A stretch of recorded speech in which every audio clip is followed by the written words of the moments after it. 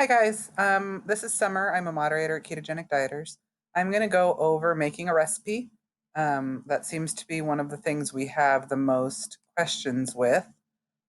So I'm just going to go through. I just made these roasted radishes for the first time, and I'm going to go through how I made them. So first, I washed, cut, and weighed my raw radishes. So these are my raw radishes up here. I had tared the weight of the bowl. So I put the bowl on the scale, I hit tare, it's this button right here. And then I added the radishes. As I was chopping them, I ended up with 776 grams of radishes. Pay attention to this written on the side. We'll get to that later if you forget to do the tare. So then I tared it out again after I weighed the radishes, and I added olive oil. So I added 15 grams of olive oil. It's right here. And then I tossed the bowl. I didn't toss the bowl, but I tossed the radishes in the bowl to get them nice and coated with the olive oil. Then I tared the scale again, and I added 18. It went between 17 and 18. I think I actually tracked 17 grams of garlic. So I chopped up garlic. I tossed it in the bowl until I hit 17 or 18 grams. I didn't really have a number I was trying to reach for this. I just pulled some out of the bag and chopped it, and that's what I ended up with. Okay, so then I took everything off and my scale turned off, and I forgot that I needed the total weight of the entire recipe in order to figure it out. So I put the bowl back on the scale, turned the scale on, and I had 990 grams total. Now remember, everything was in the bowl already, so that's the total weight including the bowl. I minused the, let's see how my bowl is 181 grams. I'm starting to write that on all of my bowls and stuff just for this exact reason. So 990 minus 181 is 809 grams. So I use a dry erase marker and I write everything on the side of my fridge. So if I forget in the middle of the cooking process, it's right there, and then I can just wipe it off later. So then we have to make a recipe and chronometer, right? So you go to create a recipe, you name it, you click on this little plus down here, you add the radishes, 776 grams, you add the olive oil, 15 grams. I added my garlic. See, I put 17 here. I think 1 gram isn't really going to make a difference in the total macros with something like garlic.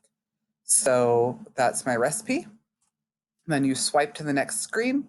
You decide how many servings you're going to have. So I'm having this for lunch every day this week, Monday through Friday. So it's going to be 5 servings.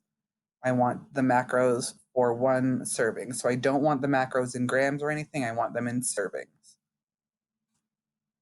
So then you swipe to the next screen and it gives you the full recipe macros. So if you look, it gives me 808 grams here because it adds the 776, the 15, and the 17, and that's 1 gram off of my calculated total. And that really actually makes sense because of the garlic gram that I put in different than the actual weight.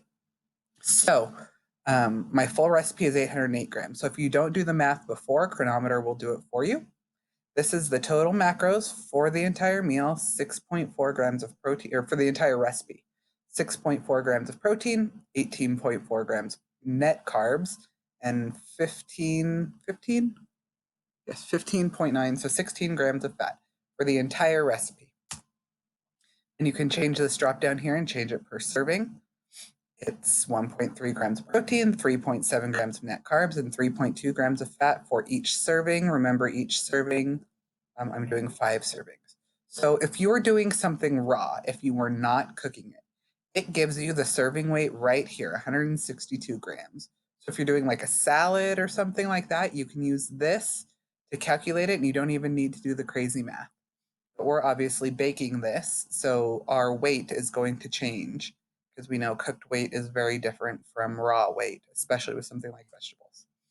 So here it is. I laid it out on a cookie sheet base lined with foil. I preheated my oven to 450 degrees. That's Fahrenheit. Canadians out there, it's Fahrenheit. Spread the radishes on the cooking sheet. I baked it. I baked it for about 20 minutes. I'll go longer next time, but all the recipes I found on the internet were between 10 and 15 minutes. And so I went 20 because that's what it looked like it needed, but I will go longer next time. And then here's the weight of the bowl. We talked about it earlier. It's good to just know that. Um, and I'm also going to have to know that if I forgot to tear it out after it comes out of the oven when I weigh it again. So there it is out of the oven, looking delicious. So then I move it from the cookie sheet to the bowl. So I put the bowl on the scale. I I zero or tear out the weight of the bowl. And if you forget to do that, that's why you have this right here. Um, and then you add all of your radishes into it. So the weight after baking is 573 grams. So it went from 809 to 573 just from baking it. That's why we use raw weight for everything, boys and girls. So we went from this is the math. This is where so many of you get hung up, I think. So we went from 809 grams down to 574 grams. Okay. So the entire bowl is 574 grams.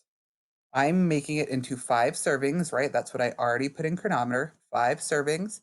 So I do 574 divided by 5. I asked Google, and she told me that the answer is 114.8 grams. The macros are the same as the raw macros that we figured out. The macros don't change when you bake something, okay? Don't think you can put in 114.8 grams of the recipe that you made earlier and have those macros, because that would be incorrect. When I'm weighing this, I usually round down. I've found that if I stick to 114.8, some of the steam evaporates off and stuff because I usually do it warm because I'm impatient. And by the time I get to my 5th serving, I don't have enough.